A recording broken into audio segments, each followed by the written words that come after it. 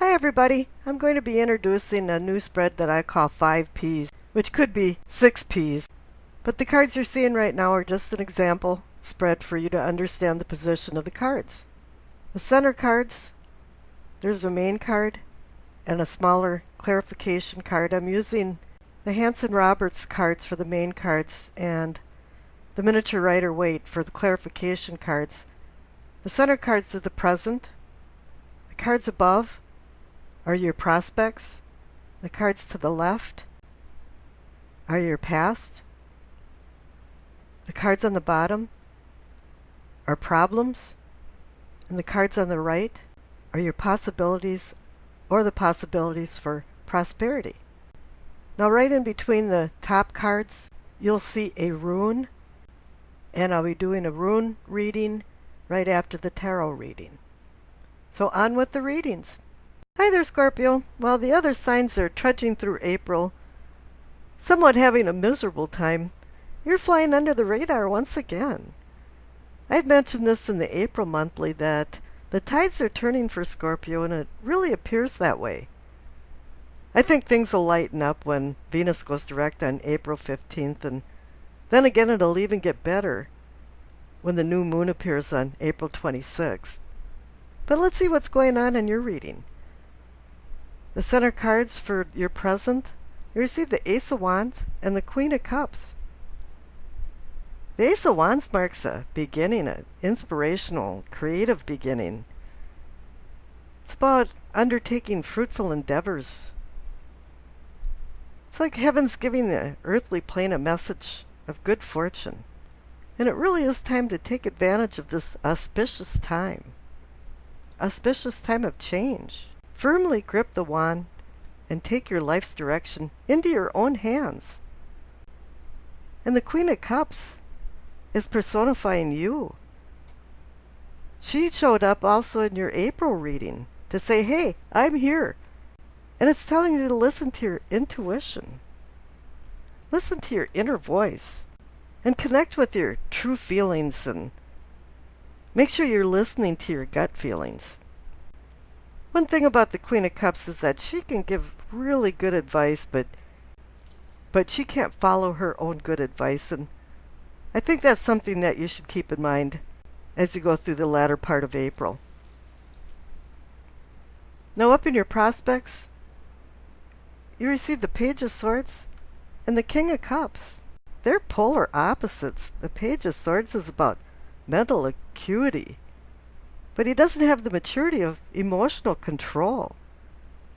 And he acts like a secret agent man and sneaks around and gets dirt on people and becomes a gossip monger and using words hurtfully. And the King of Cups, he balances out the unconscious with the conscious control of emotions. He's mastered his passionate emotional self. And I pulled a clarification card for the Page of Swords and the King of Cups, and you received the Ace of Swords. The Ace of Swords is very fickle. There's two edges to the sword, and it can cut and undercut, or it can heal and rebuild.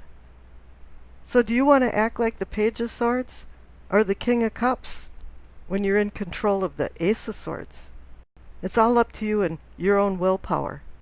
We're given free will as humans, and we have to exercise it carefully. Now the past cards are the Emperor and the Page of Pentacles. The Emperor is the quintessential leader that uses spoken and written words to make laws and regulations. He's the energy of structure, responsibility, and order. And he's reminding you to take control of your life. And the Page of Pentacles, if I had any page watching my back, I would choose the Page of Pentacles because I call him Mr. Responsible. While the other pages are in college and dancing on tables at the party, the Page of Pentacles is at the table in the library reading, researching his goals in life. And it appears in the past you've taken responsibility for your life. Now down at problems, you receive the Six of Cups and the Star. The Six of Cups is about memories, childhood memories, and conjoined with the Star, it can be about maybe somebody from your past walking into your life, or having a guardian angel overseeing you, helping you through difficult things. It's evidently something happened in your past that you need to heal from, because the Star also indicates hope and healing. It's a beacon that guides us to land our moorings safely into a harbor. I always like the analogy that Dante used the star to get out of the inferno, or what he considered hell. And up in the possibilities, are possibilities for prosperity. You receive the Two of Swords and the Chariot. Two to me means decision, partnership, balance.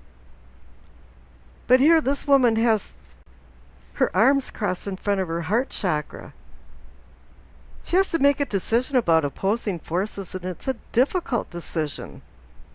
But her sword is pointing to the King of Cups, and she wants you to personify the king and have emotional control in your life. And this is reinforced by the clarification card, the Chariot. The Chariot's about discipline, strength, willpower, self-control. It appears you have to decide this Dr. Jekyll and Mr. Hyde thing, because either you can act like the Page of Swords and use words to cut and hurt, or you could be the King of Cups who has the emotional maturity to ground his life and move forward. And I wish you acceptance, peace, and happiness.